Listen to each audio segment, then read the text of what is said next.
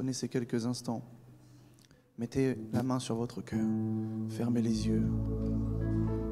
Look at the lamb. Regardez à l'agneau. Regardez à Jésus-Christ. Seigneur, fais ta volonté en cet instant. Nous t'adorons, nous t'exaltons. Nous te laissons toute la place. Mouvoie-toi comme tu le désires. Yes, yes. Disposez votre cœur. Disposez votre cœur. Merci, Saint-Esprit. Jésus-Christ. Seigneur, nous honorons ta vie. Quel honneur pour moi d'être ici ce soir. Merci d'avoir fait de moi un serviteur de ta parole et de ton royaume. Prends le contrôle de ma bouche, de mes pensées, de mes paroles et de mes actes. À toi soit toute la gloire, Saint-Esprit. Maintenant, Saint-Esprit, manifeste-toi en ce lieu. Que ta gloire et ta grâce se manifestent. Move right now, Holy Spirit. Ressentez la douceur, la douce présence du Saint-Esprit. Jesus Christ, my God, mighty God, Almighty God. Yes, yes, yes, yes. Hey, hey, hey. Oh, oh, oh. Hey, Jesus. Hey, hey, Yakorabasete. Hey. Hey. Oh. Hey. Hey.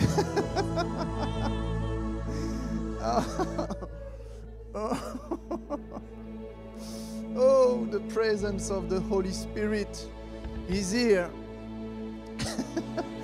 Laissez cette joie vous envahir, la joie d'être dans la présence de Dieu. La joie d'être dans la présence de Dieu. Celui qui contrôle tout, celui qui maîtrise tout, celui qui nous a créés, celui qui a tout fondé. Laissez cette joie vous parcourir. Laissez le Saint-Esprit. Alléluia. Laissez le Saint-Esprit faire. Donnez-lui votre cœur, donnez-lui vos pensées, donnez-lui votre adoration. Il le mérite. Il mérite notre adoration. Il mérite notre adoration. Hey. Oh. Alléluia.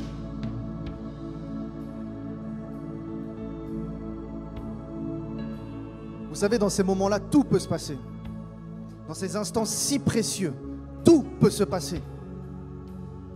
Dans cet instant, vous pouvez recevoir votre guérison. Dans cet instant, vous pouvez recevoir votre délivrance. Dans cet instant, Dieu peut vous parler. Juste parce que vous avez le cœur disposé à adorer le roi des rois, Jésus-Christ. À cet instant, disposez votre cœur. Prêtez l'oreille, dit le Seigneur. Venez à moi, écoutez et votre âme vivra.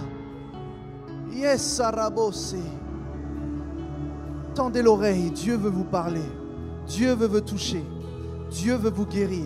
Dans cet instant d'adoration, tout peut se passer. Tout peut se passer. Tout peut se passer. La présence de Dieu est palpable. La présence de Dieu est tangible.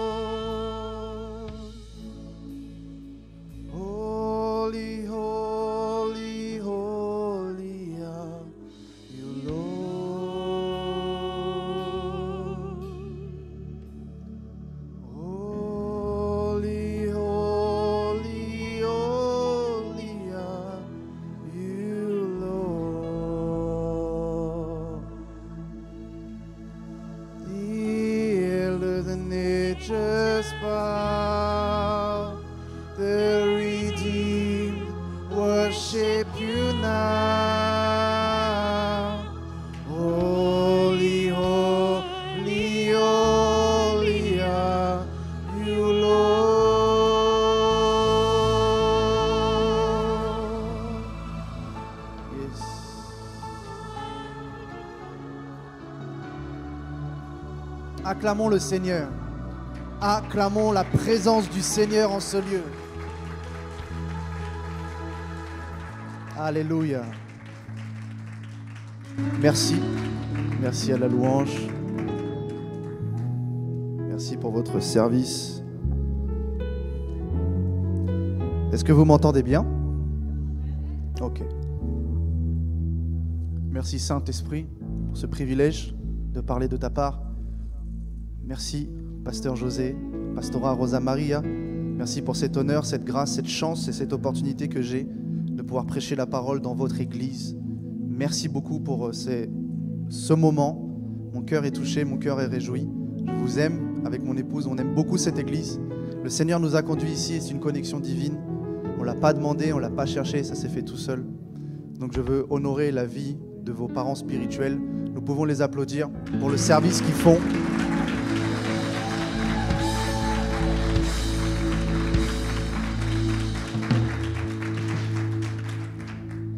Combien de temps l'église? Depuis combien de temps elle est là?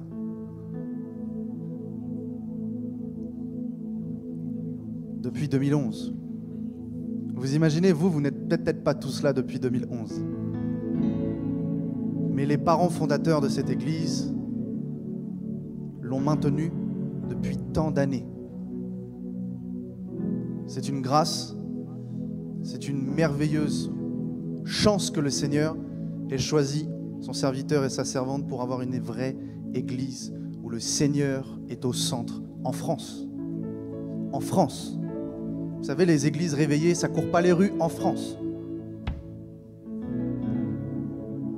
Alléluia. J'aimerais remercier mon père spirituel,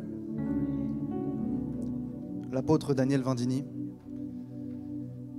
qui m'a formé dans le ministère, avec qui j'ai tout appris. S'il me regarde, je le salue, je le bénis, j'honore sa vie. Parce que comme je dis toujours, l'enfant spirituel est le reflet de son mentor. Il est la continuité du message que son père spirituel lui a donné. Il est le représentant aussi du ministère qui l'a fait naître. Donc si vous me voyez là, c'est parce que j'ai été auprès d'un homme de Dieu. Et je le bénis. Ok. Vous sentez la présence de Dieu? Pour moi, je la sens très fort. Cette estrade est ointe. Je frissonne, je vibre intérieurement. J'ai chaud, la présence de Dieu est si merveilleuse. Merveilleuse. Et j'aimerais vous apporter un message ce soir. Un message prophétique. Parce que comme je l'ai dit, si vous voulez entendre un bon sermon, vous avez vos pasteurs pour ça. Et moi, si je viens quelque part, je veux toujours apporter quelque chose de la part de Dieu. Toujours. Vous savez, peut-être que vous pouvez me voir sur les réseaux sociaux, YouTube, Facebook, et vous voyez des vidéos, et les vidéos ne sortent pas à la légère. Elles ne sortent pas comme ça, en un claquement de doigts. Quand je reçois quelque chose de la part de Dieu, je vais le méditer, je vais le travailler, je vais prier, je vais chercher dans la parole les références, pour pouvoir apporter un message qualitatif. Amen. Alors nous avons abordé, pour ceux qui étaient là jeudi, un point très important. Qui était là jeudi? Pas mal de monde, c'est bien. Nous avons abordé la loi du péché et de la mort. Et nous avons compris ces choses. Que cette loi nous a quittés à partir du moment où le Saint-Esprit est venu vivre en nous. C'est pour ça que nous sommes libres du péché. Cette loi du péché, c'était l'empreinte de la nature pécheresse qui était nôtre avant notre nouvelle naissance. Et cette loi nous a quittés quand nous avons été dépouillés du vieil homme, le vieil homme qui était la nature pécheresse. Nous avons été dépouillés de notre nature pécheresse. C'est pour ça que nous ne sommes plus des pécheurs. Nous sommes des enfants de la grâce rachetés. Mais je vous avais expliqué quelque chose qui était très important. Cette démystification de cette hyper-spiritualisation diabolique où tout le monde voit Satan partout. Il voit Satan partout. Des démons partout. Partout, partout, partout. Et nous avons vu que Satan n'est pas omniprésent. Il n'y a que le Saint-Esprit qui est omniprésent. Donc Satan n'est pas partout. C'est pour ça que quand il vous arrive des choses dans votre vie, ce n'est pas forcément à chaque fois à cause de Satan. Mais parce que vous êtes dans un monde qui a été corrompu par le péché. Et si vous-même, des fois, vous péchez, que vous tombez, ce n'est pas forcément Satan qui vous a fait chuter. C'est des fois, ce que j'avais précisé, cette loi du péché qui a été imprégnée en vous. N'oubliez jamais ça. Le corps mémorise tout. Nous avons parlé de la mémoire musculaire. Quand le corps mémorise le fait que nous faisons un événement, par exemple à la musculation, le corps récupère vite. Le corps a mémorisé le fait que vous étiez pécheur, alors il vous tente. Alors il vient vers vous en disant, mais ce que tu consommais avant, c'était bien. J'aimais ça, fais-le. Toutes les tentations ne viennent pas forcément du fait que Satan vous murmure à l'oreille de le faire, mais des fois c'est juste votre corps, la chair, qui réclame. Et c'est pourquoi vous devez être transformé par le renouvellement de l'intelligence. C'est pourquoi vous devez vous sanctifier. Quand on se sanctifie, on ne chasse pas tout le temps des démons. Parce que quand Dieu change notre caractère, il n'y a pas forcément des démons derrière. Donc nous comprenons ces choses-là. Nous avons abordé ça et c'était très fort. N'est-ce pas? Vendredi, avec les jeunes et ceux qui étaient là, nous avons abordé une autre loi, une loi extrêmement importante. La loi même par excellence que Dieu a utilisée pour tout créer, tout penser. La loi de causalité. Cette loi de transaction. La loi de causalité, c'est le fait que quand il y a une action, il y a une réaction. Quand l'on parle, cela engendre des conséquences. Dieu, quand il a décidé de créer, il a d'abord parlé et sa parole a créé. Ok ? Donc nous comprenons que cette loi de causalité, de cause à effet, est une loi très spirituelle. Et nous comprenons que c'est ce que Dieu nous demande. Il nous demande de parler. Vous avez reçu une puissance. Et la vie et la mort est au pouvoir de la langue. Vous avez la responsabilité de vos mots, de vos paroles. Et si vous voulez voir les choses changer, si vous voulez voir les choses bouger, Dieu vous dira prie. Donc parle. Amen. Nous avons vu cette loi qui est quelque chose de très important. Et aujourd'hui, on va parler encore d'une nouvelle loi spirituelle, mais qui est merveilleuse et qui est magnifique. La loi de l'esprit de vie. Dites avec moi la loi de l'esprit de vie. La loi de l'esprit de vie. Ok. Donc quand on parle de loi, on parle d'un mode de fonctionnement. Donc si le péché a un mode de fonctionnement et que l'esprit de vie a un mode de fonctionnement, nous comprenons qu'il s'ouvre sur le format d'une intervention particulière. Et c'est marrant de voir que la parole de Dieu catégorise le Saint-Esprit d'esprit de vie. Et aujourd'hui, je vais vous parler de quelque chose qui va changer vos vies. Je vais vous parler de quelque chose qui va booster votre foi. Je vais vous parler de quelque chose qui va impacter votre nature. Je vais vous parler de la vie. Cette vie que nous portons tous. Cette vie que nous propageons. Cette vie que nous manifestons. C'est l'essence même de toute chose. C'est l'essence même de toute chose. La vie est l'essence même de toute chose.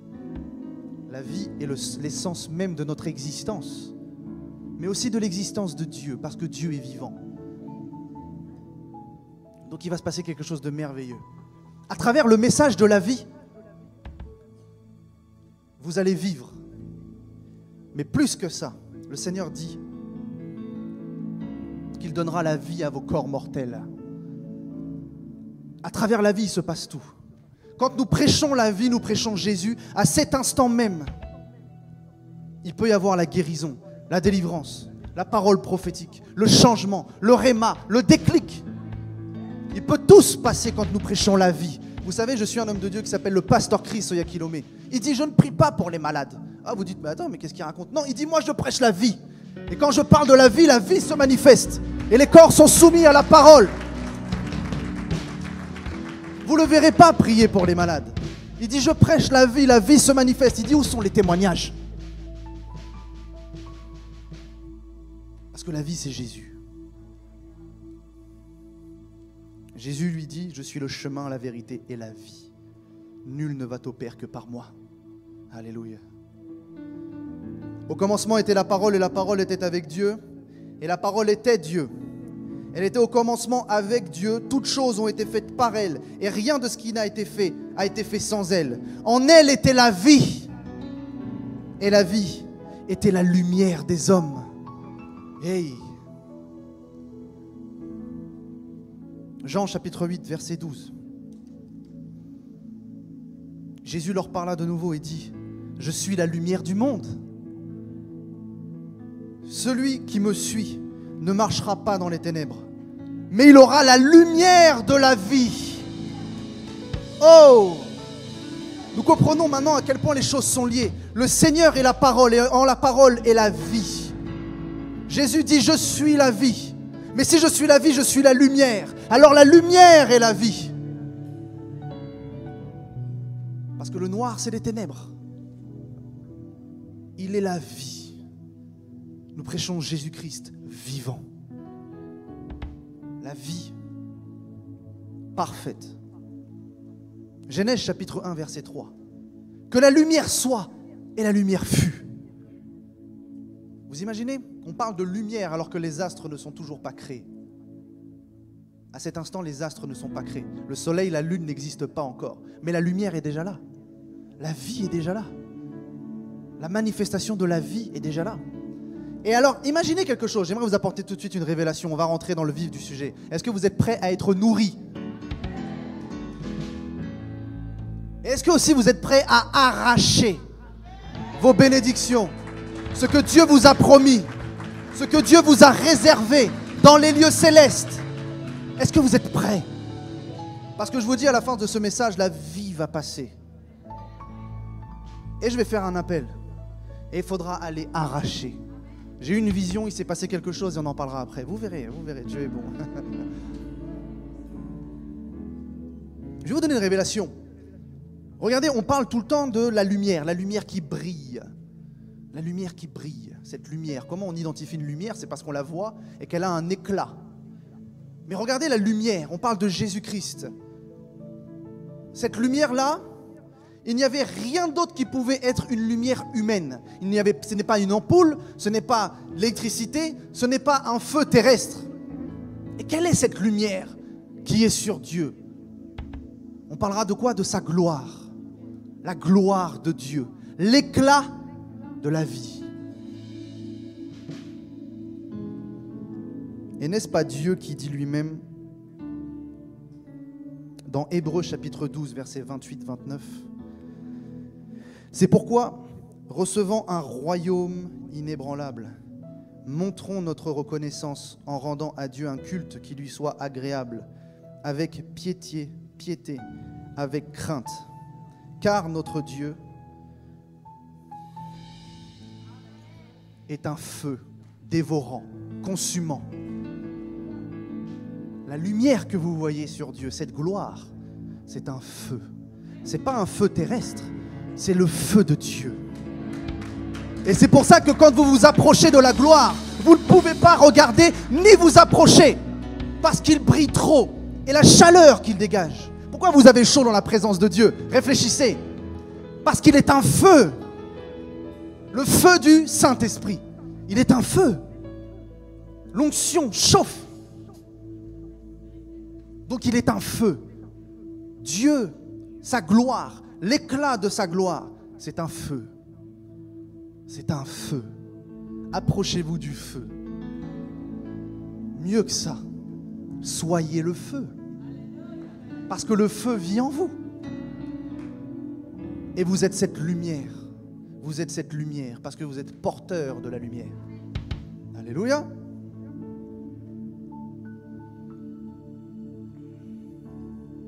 Et voici ce témoignage. 1 Jean chapitre 5 versets 11 à 13. C'est que Dieu nous a donné la vie éternelle. Oh! Et que cette vie est dans son Fils. Celui qui a le Fils a la vie. Celui qui n'a pas le Fils de Dieu n'a pas la vie. Je vous ai écrit ces choses afin que vous sachiez que vous avez la vie éternelle, vous qui croyez au nom du Fils de Dieu. Waouh, waouh. Merci Jésus. de nous avoir donné la vie éternelle. Et vous savez, la vie éternelle, ce n'est pas quelque chose que... Comment dire? Est-ce que vous savez que vous êtes des esprits? Donc, ce qui veut dire que vous êtes déjà éternel. Vous êtes déjà éternel. Et même votre temps, votre passage sur terre, il n'y a que votre corps qui n'est pas éternel. Dans le sens, on dit, il retournera à la poussière, etc. Et encore, on ne va pas rentrer sur ce sujet-là, mais j'aimerais peut-être vous faire une parenthèse. Quand nous allons recevoir l'incorruptibilité, le jour de l'enlèvement de l'Église, qu'est-ce qui est glorifié? C'est le corps. Nous allons partir avec nos corps. Ok, c'est une parenthèse. Donc comprenez ces choses. Nous sommes éternels. Mais vas-tu être éternellement vivant ou éternellement mort? C'est la question que tu dois te poser. Et c'est la question que tu dois poser à celui que tu évangélises. Tu dois lui dire, mais toi, de toute façon, tu es éternel. Tu vas aller quelque part. Mais où vas-tu? Vas-tu vivre ou vas-tu mourir? Mais la mort, ce n'est pas l'inexistence. La mort, c'est de ne pas être avec Dieu.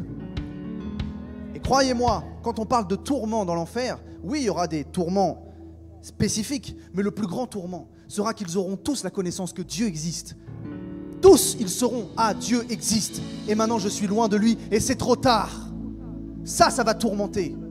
Et c'est pour ça que moi, dans ce que Dieu me donne, la compassion que j'ai pour les âmes, effectivement, c'est pour les sauver. Mais plus spécifiquement, je me dis, mais ils vont être conscients que Dieu existe. Parce qu'ils vont se retrouver face à lui. Ils vont savoir. Ils vont se dire, mais ah, si j'avais su, on m'a prêché Jésus, et il est là. Et maintenant, c'est trop tard. Maintenant, je vais aller en enfer. Maintenant, je vais aller loin de Dieu. Toute mon éternité. Moi, c'est ça qui me fait souffrir. Moi, c'est ça qui me fait souffrir. C'est de savoir que les gens vont être pleinement conscients de la réalité et de l'existence de Dieu et qu'ils vont être loin de lui. Et c'est ce que nous devrions tous savoir. Alors, la loi de l'esprit de vie. Nous comprenons du coup que la vie, c'est Jésus. La lumière, c'est Jésus. La vie, c'est la lumière. Et la vie, c'est l'esprit. Le Saint-Esprit, c'est l'esprit de Jésus. Ça, vous le savez.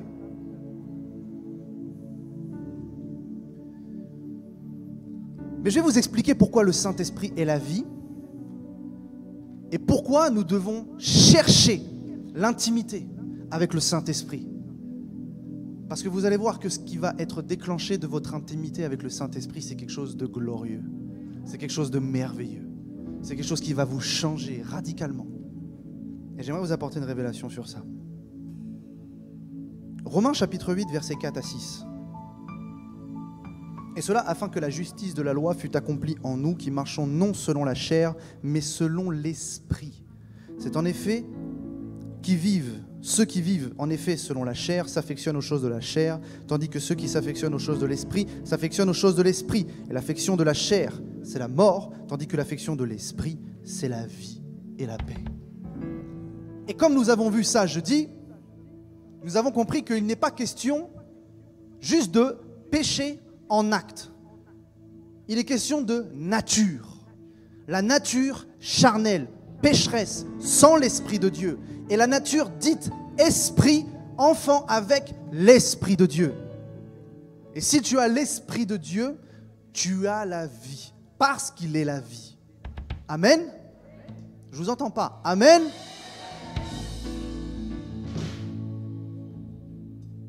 Il ne faut surtout pas confondre nature pécheresse des actes charnels. Dans la parole de Dieu, comme je le disais, il y a des homonymes. Même écriture, même prononciation, mais pas le même sens. Le mot péché est un homonyme. Il y a le péché par nature et le péché par acte. Notre nature a changé. Nous ne sommes plus des pécheurs. Mais ce n'est pas parce que je marche selon l'esprit que je ne peux pas faire encore des actes charnels. Et comme je l'avais montré, nous sommes revêtus d'une robe blanche, constamment lavée par le sang précieux de l'agneau, qui fait que quand je saute dans une flaque de boue, elle ne reste pas sur moi. Je suis constamment lavé par le sang de l'agneau. Constamment lavé par le sang précieux de l'agneau. Pourquoi ? Parce que j'ai été lavé, j'étais même pas existant.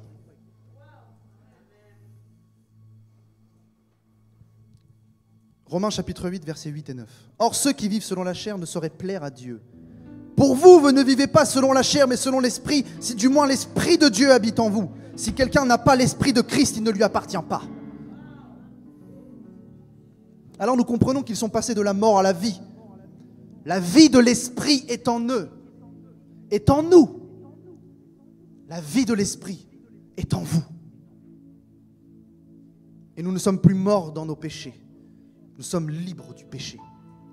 Et comme un homme de Dieu que je lisais, le grand évangéliste A.A. Allen, disait, quand je suis libre du péché, je suis libre afin de pouvoir dire, je décide de ne pas pécher.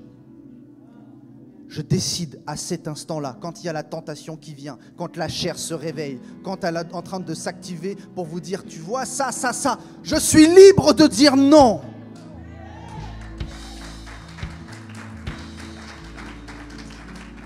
Parce que je ne suis plus sous la loi du péché. Il ne me contrôle pas. Je suis libre de lui dire, pars. Non, c'est fini. J'arrête avec ça. Il suffit juste de le dire. 90% des personnes qui continuent d'être dans des problèmes de sanctification personnelle, c'est parce qu'ils ne parlent pas à leurs problèmes. Et n'oubliez jamais une chose, 90% des péchés naissent d'abord d'une pensée. Et pourquoi le Seigneur dit qu'il faut que vous soyez transformés par le renouvellement de l'intelligence? C'est afin que vos pensées soient pures et uniquement focalisées sur Jésus-Christ. Afin que vous maîtrisiez vos pensées. Quelqu'un qui maîtrise ses pensées, c'est quelqu'un qui est mature. Quand vous maîtrisez vos pensées et que vous êtes capable de les chasser, la pensée ne devient pas un acte. Parce que le péché n'est que péché quand il a été devenu sous format d'acte. Quand il est venu sous un acte, là il y a péché. Mais je vous dis quelque chose, la tentation n'est pas un péché. Tant que la tentation reste une pensée, vous avez la possibilité de la chasser. Donc vous êtes capable de dire, je suis libre du péché, je décide de ne pas pécher. Mais vous ne parlez pas. Et quelque chose que j'ai remarqué, 90% des péchés naissent d'une pensée, mais d'une pensée de frustration. Quand l'homme est frustré, quand il n'est pas content, quand quelque chose ne va pas dans son sens, la chair se réveille. Cette frustration qui vient. Combien de personnes se sont déjà dit, je sais que je ne dois pas, mais je fais parce que je ne suis pas bien. Et ils se servent de ça comme une excuse. Je ne suis pas bien, alors Seigneur, désolé. Hey!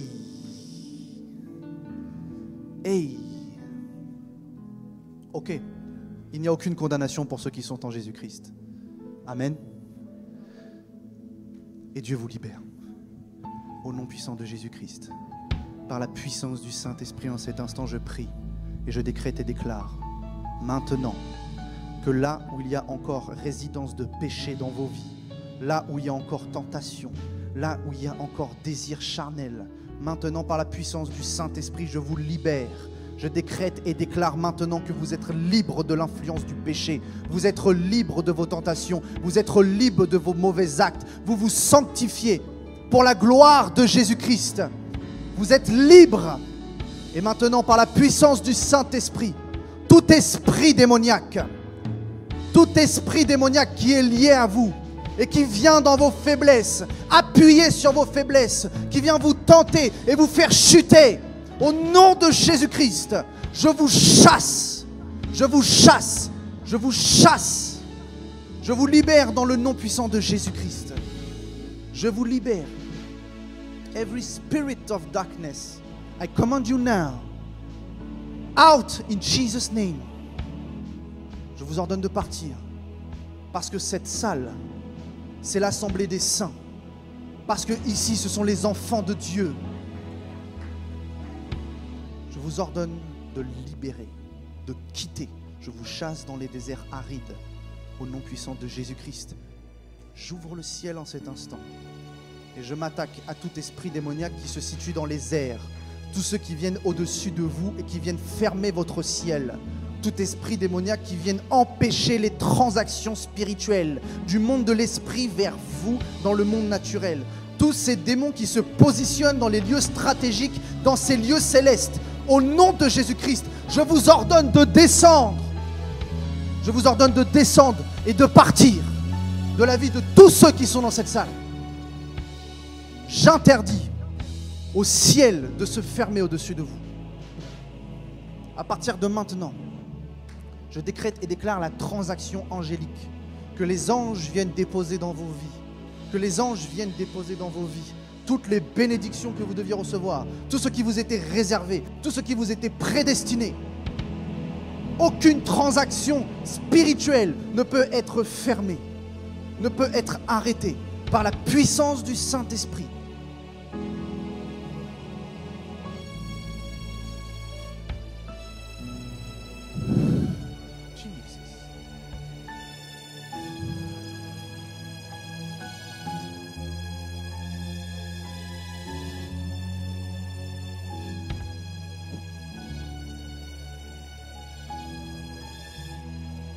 Alléluia.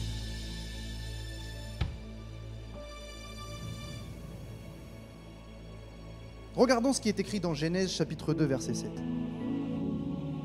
L'Éternel Dieu forma l'homme de la poussière de la terre et il souffla dans ses narines un souffle de vie et l'homme devient un être vivant. Qui est le souffle de vie? L'Esprit de Dieu. Parce qu'il est l'Esprit de vie.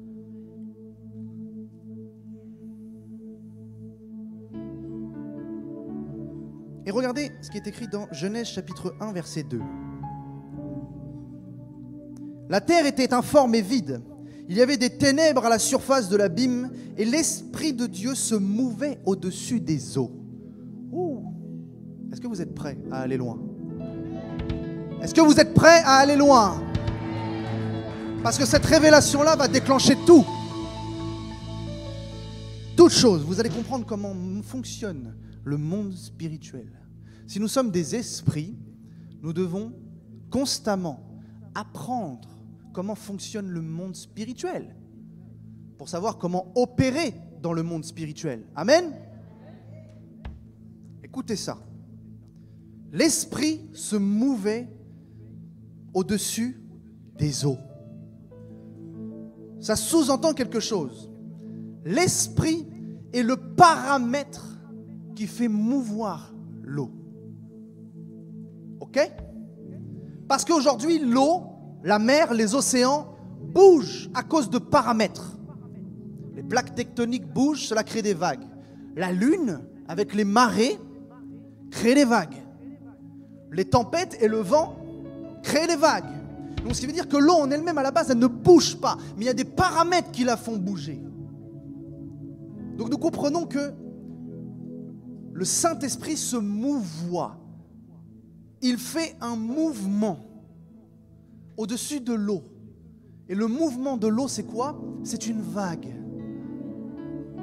Ça veut dire que le Saint-Esprit se mouvoie par vague. Peut-être que vous êtes déjà sensible à l'onction et vous êtes capable de sentir des vagues d'onction. Des vagues, la vague vient. Parce que le Saint-Esprit, c'est aussi l'huile. Ok, on va comprendre quelque chose de très fort. Si l'eau se mouvoie, parce que le Saint-Esprit se mouvoie sur la surface de l'eau. Est-ce que vous avez vu le mouvement que j'ai effectué? Le mouvement de la vague, des hauts et des bas, des hauts et des bas. Comment on appelle ça? On appelle ça une oscillation. Et si je prends un oscilloscope et que je le place sur les battements de mon cœur, qu'est-ce que je vois? Je vois la manifestation de la vie. Et si je suis mort, donc nous comprenons que la vie se manifeste selon un mouvement. Le Saint-Esprit se mouvoit. Il faut saisir le timing de quand la vague descend. Quand la vague descend, c'est quand Dieu décide de déverser sur vous. Pourquoi on parlera de déverser l'onction? Déverser sur vous. Et on recharge, la vague se charge et elle redescend. La vague se charge et elle redescend. Voici le mouvement de la vie. Voici le mouvement. Même votre cœur est basé sur ce mouvement. Boum, boum, boum, boum.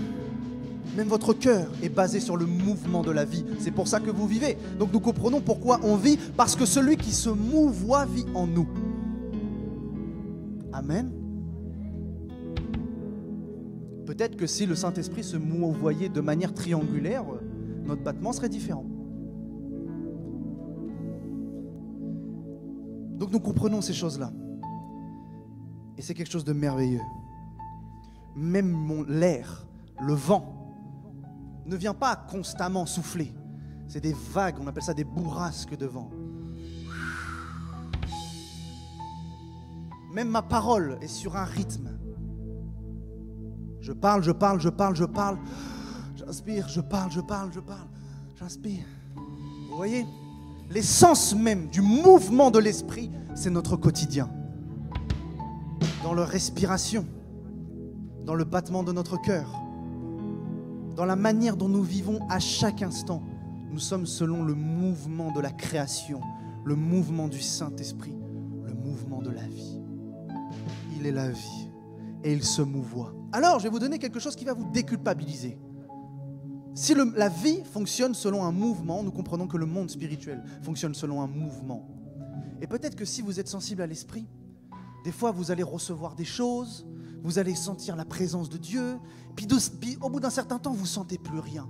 Et vous dites, ah mais en ce moment c'est difficile, ah en ce moment Dieu m'a peut-être abandonné, ah en ce moment Dieu peut-être s'est éloigné. Mais ce n'est pas ça. C'est que dans le mouvement de la vague, vous étiez en train de recevoir et à un moment, vous ne recevez plus. Vous recevez plus. Alors il ne faut pas se frustrer quand nous sommes dans la descente de la vague. Il faut juste attendre qu'elle redécolle.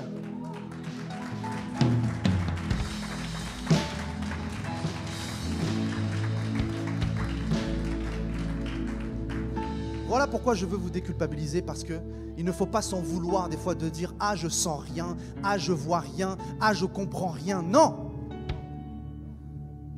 C'est parce que peut-être que dans le mouvement spirituel, pour l'instant, il ne se passe pas quelque chose.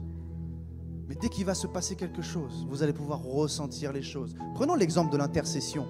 Nous n'avons pas tous déjà fait ça. On intercède, on commence à prier. Puis d'un seul coup, on ne sait plus pourquoi prier. Puis nos pensées, pouf, elles sortent. Ou des fois, on prie, on sent, c'est chaud, c'est fort, il y a l'onction. Puis d'un seul coup, Seigneur, ça s'arrête. Qu'est-ce qui se passe? Et c'est à cet instant-là que nos pensées dévient. Mais c'est parce que même le mouvement de la prière, c'est le même. Vous sentez que c'est fort, et à un moment ça se calme. C'est fort, et ça se calme. Et je vais vous donner une petite clé, une petite technique pour vous. Dans les moments où ça se calme, parlez en langue. Parlez en langue, en attendant que la vague revienne. Pour que quand la vague revienne, je puisse relancer mon intercession. Parce que si la puissance de la vague, c'est quand elle descend, ça veut dire que ma prière doit être dite au bon moment. Rentrons dans les réalités de la parole de Dieu. On ne peut pas prier n'importe comment, ni n'importe quand. Pourtant, la Bible dit prier en tout temps. Ok, nous comprenons que ce n'est pas qu'avec des mots. Mais il faut savoir prier au moment où le Saint-Esprit se mouvoit. Si vous priez au moment où la vague est au top, prête à descendre, la totalité de la puissance du mouvement de Dieu est sur votre prière. Et c'est là que vous voyez l'exaucement. Mais si à chaque fois vous priez dans les temps creux, votre prière n'a pas de puissance. Écoutez ça. Ça doit vous défrustrer, vous déculpabiliser. Vous devez dire, ah mais ok, on est dans un temps creux, c'est pas grave. Oh, ça remonte, carabosa, au nom de Jésus.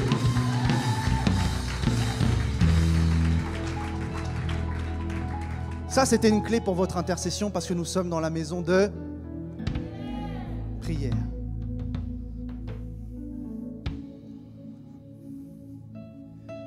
Je vais vous rentrer dans une deuxième révélation.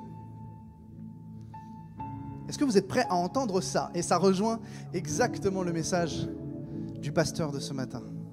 Quand quand il parlait de soumission. Hébreux chapitre 12, versets 7, 8 et 9. Supportez le châtiment. C'est comme des fils que Dieu vous traite. Car quel est le fils qu'un père ne châtie pas? Mais si vous êtes exempt du châtiment auquel tous on a part, vous êtes donc des enfants illégitimes et non des fils. Ok. Vous avez vu qu'il y avait une différence entre enfant et fils. Fils, en grec, ça se dit oulios. Ça veut dire maturité. Un enfant, c'est un enfant. Un fils, c'est quelqu'un de mature. Verset 9. D'ailleurs, puisque nos pères, selon la chair, nous ont châtiés et que nous les avons respectés, ne devons-nous pas, à bien plus forte raison, nous soumettre au Père des esprits, écoutez, pour avoir quoi? La vie. Nous soumettre au Père des esprits pour avoir la vie. Il n'est pas question de la vie éternelle. Il est question d'une autre vie, la vie qui se dit tsao. Et cette vie, vous savez c'est quoi? C'est le maintien de la vie physique. Ok, on va venir à quelque chose de très fort. Tsao, ça veut dire aussi respirer.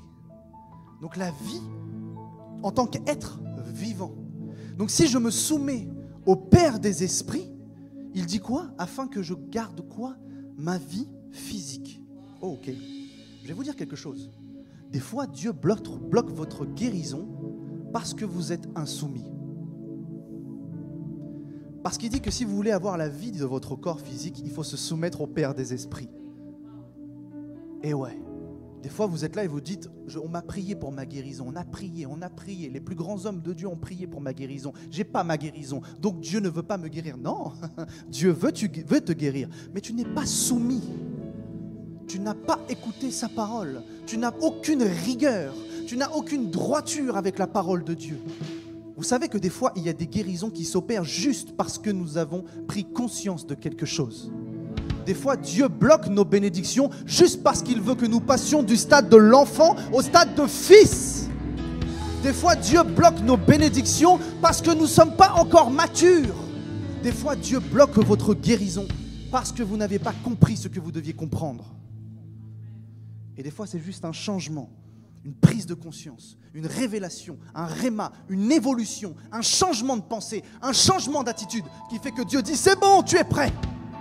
Tu as compris. » Pourquoi Jésus disait lui-même, il disait quand il a guéri l'aveugle de naissance, les apôtres sont venus le voir. Ils lui ont dit « Mais est-ce que c'est ses parents ou ses grands-parents qui ont péché ?» Il dit « Non, loin de là. C'est afin que la gloire de Dieu se manifeste. » Alors nous pouvons le prendre dans plusieurs sens. Parce que ça peut paraître choquant, mais des fois Dieu permet qu'il y ait des problèmes pour qu'il y ait un témoignage de sa gloire. Dieu ne donne jamais la maladie. Mais des fois il y a des choses qui le permettent parce que vous avez laissé des portes ouvertes. Et Dieu dans sa justice il dira « Mais là mon fils, une porte est ouverte, je suis juste. » Et tu dois comprendre comment fermer cette porte afin que tu aies ta guérison. Ok, ça c'est quelque chose de réel. Troisième révélation, parlons de la guérison, parce que si nous parlons de la vie, nous parlons de la puissance divine. Si nous parlons de la vie, nous parlons de la puissance de la guérison. Parce que Dieu va redonner à vos corps mortels la vie. Toute infirmité, tout blocage, toute difficulté, tout ce qui n'est pas en règle dans votre corps, parce que je prêche la vie, cela va revenir à la vie. Que ce soit dans vos muscles, que ce soit dans vos os, que ce soit dans vos cellules, que ce soit dans votre cerveau, tout va revenir à la vie. Et est-ce que vous saviez qu'une guérison, ça ne se reçoit pas? Qu'est-ce qu'il raconte lui? Je ne reçois pas ma guérison parce que la Bible dit que je suis guéri par ses meurtrissures. Ce qui veut dire que j'ai été guéri il y a déjà 2000 ans. Donc je n'ai pas à recevoir quelque chose que j'ai déjà. Parce que celui qui est en vie et en parfaite santé et qui n'a aucun problème, c'est mon esprit. Et mon esprit, il est où? Assis dans les lieux célestes, en Christ, à la droite du Père. Mon esprit n'est pas malade. Et si je suis un esprit, alors mon esprit va dire à ce corps, t'as rien à faire à être malade. Tu es un menteur, parce que la condition qui est dans mon corps n'est pas la condition de mon esprit. C'est pour ça que je ne dis pas que je vais recevoir ma guérison, mais je vais la manifester. Je vais manifester ma guérison. Je vais manifester ce que Dieu m'a donné. Je vais manifester ce qu'il m'a permis d'avoir par ses meurtrissures. Ça, c'est la mentalité de la parole de Dieu.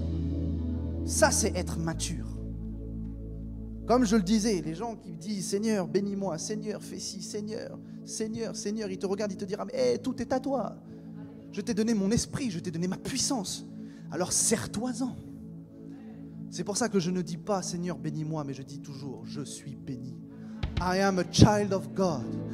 I walk in the power. » Je marche dans le succès. Je marche dans la victoire. Parce que celui qui est en moi est plus grand que celui qui est dans le monde. Je suis guéri.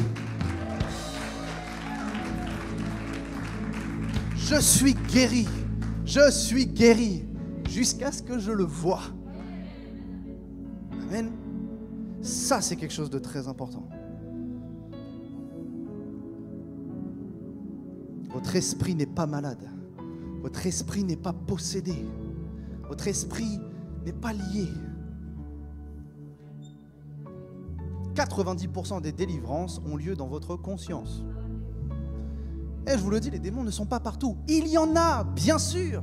Il y a des démons, bien sûr qu'il y a Satan qui rôde et qui est prêt à rugir et qui est prêt à dévorer. Bien sûr. Mais je vais vous dire quelque chose. Tous les combats que je peux avoir, écoutez, tous les combats que je peux avoir sont des paramètres extérieurs à ma vie. Ils ne sont jamais des paramètres intérieurs. Pourquoi? Parce que je sais qui je suis. Je sais qui je suis. Je sais où est la place de l'ennemi. Sous la plante de mes pieds. Il n'a pas de part en moi. Commencez à parler comme dit la parole. Pourquoi Jésus a dit « Satan, tu n'as aucune part en moi » ? Parce qu'il n'y a aucune place du péché dans la vie de Jésus. Mais vous avez été affranchis de la loi du péché. Le péché vous a quitté. Vous êtes libre du péché. Alors Satan n'a rien en vous. Satan n'a rien en vous. Il a uniquement le pouvoir que vous lui laissez. Il a uniquement le pouvoir que vous lui donnez. Dans vos pensées, dans votre conscience, dans votre être intérieur. Et j'ai été très combattu pour être ici. Très combattu. C'est la première fois que je suis autant combattu pour venir à Toulouse. Si je vous dis ce qui s'est passé, c'est... Wouh. On a démarré, la voiture qui ne démarrait pas, qui faisait des bruits bizarres. On est arrivé au garage à côté de l'aéroport de Paris. Le gars était en retard. On a failli louper notre avion. Arrivé devant la dame pour payer le billet, il nous dit quoi? Votre bagage est trop lourd, faire un supplément, vous n'aurez pas le temps de prendre votre vol. J'ai dit, est-ce que tu sais qui je suis? Alors c'est vrai que je ne suis pas encore arrivé au stade où l'avion a dû attendre que j'arrive. J'ai couru, mais je l'ai eu. Arrivé dans l'avion, bon, l'avion ça se passe bien. Arrivé à Toulouse, pas nos bagages, ils sont restés à Paris. Ok.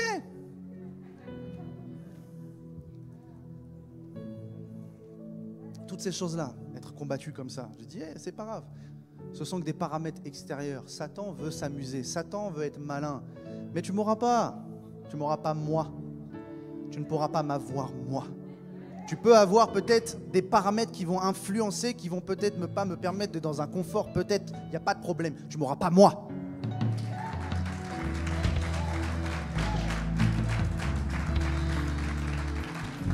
Et alors nous rentrons dans un message prophétique pour cette église.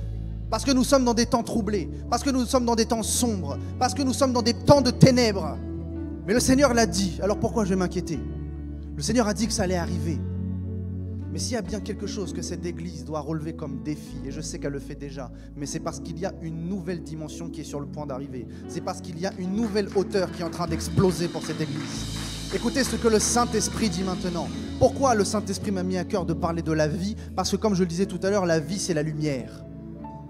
Et Dieu dit, je suis la lumière de ce monde.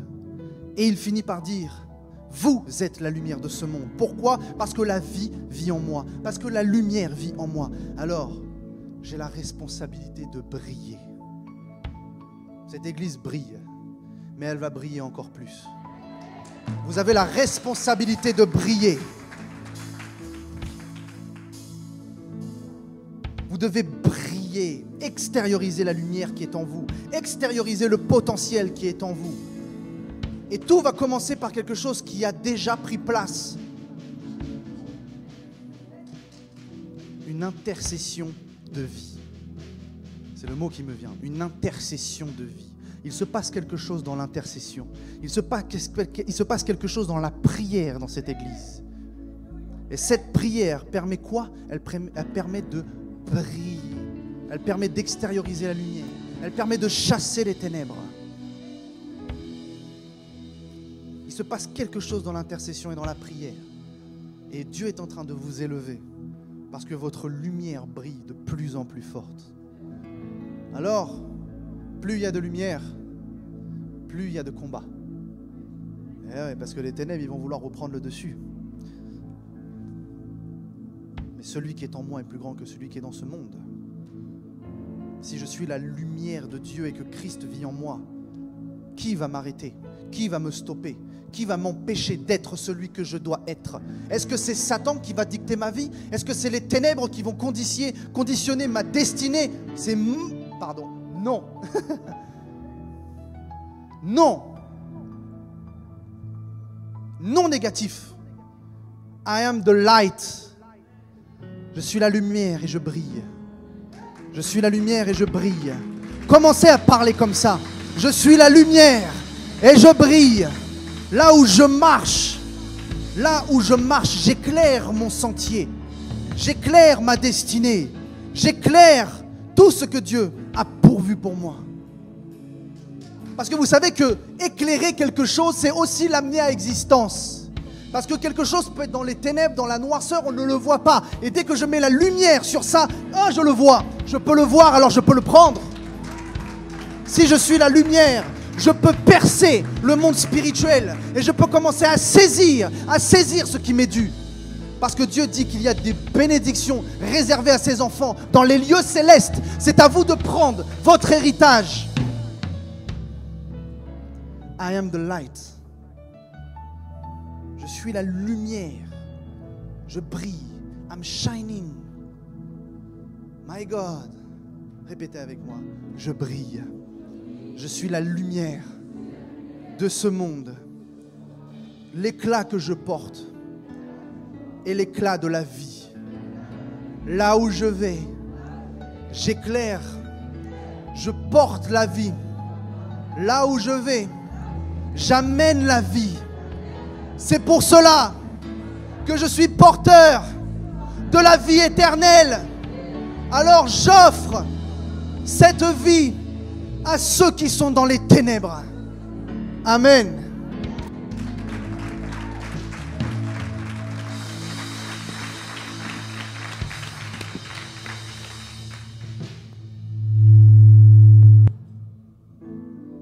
Qu'est-ce que tu fais?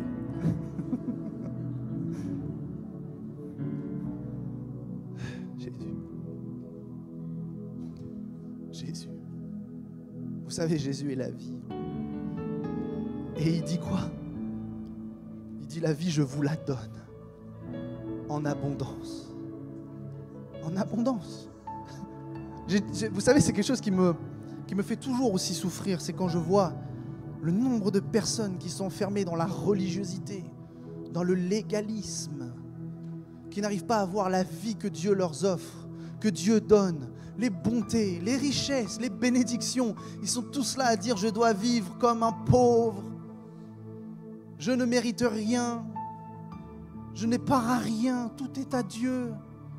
Et Dieu dit, mais tout est à vous. Alors ça se passe comment?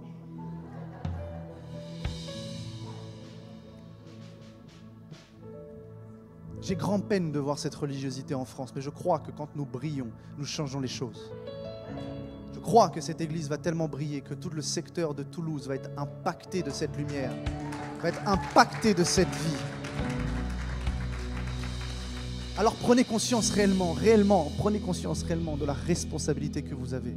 Vous êtes porteur de Jésus. Vous portez la présence de Dieu. Vous êtes le temple du Saint-Esprit. Ça veut dire que Jésus vit en vous. Jésus vit en vous. Et à chaque instant, il vous tire la manche en disant « Hey, je suis là. Hey, je suis près de toi. Veux-tu passer quelques instants avec moi? Veux-tu passer quelques instants dans ma présence? Parce que moi, je t'aime tellement que je t'ai tout donné, je t'ai tout abandonné pour toi, pour te voir sourire, pour te voir heureux, et non pas te voir dans une misère, non pas te voir dans des difficultés. Je suis là.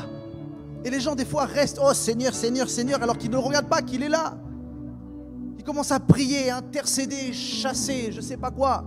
Alors que Jésus, il est juste là, il dit « Hey, je peux répondre à tous tes besoins. Je peux répondre à tous tes besoins, à toutes tes prières, toutes tes requêtes, mais tu as juste à me donner ton attention. Donne-moi ton attention. Focalise-toi 2 secondes sur moi. Arrête-toi dans tes affaires. Arrête-toi dans ce que tu es en train de faire. Arrête-toi dans ta stupidité de prière religieuse. Regarde-moi. Je suis ton Dieu et je suis à côté de toi. Je suis en toi. J'ai fait de toi mon temple.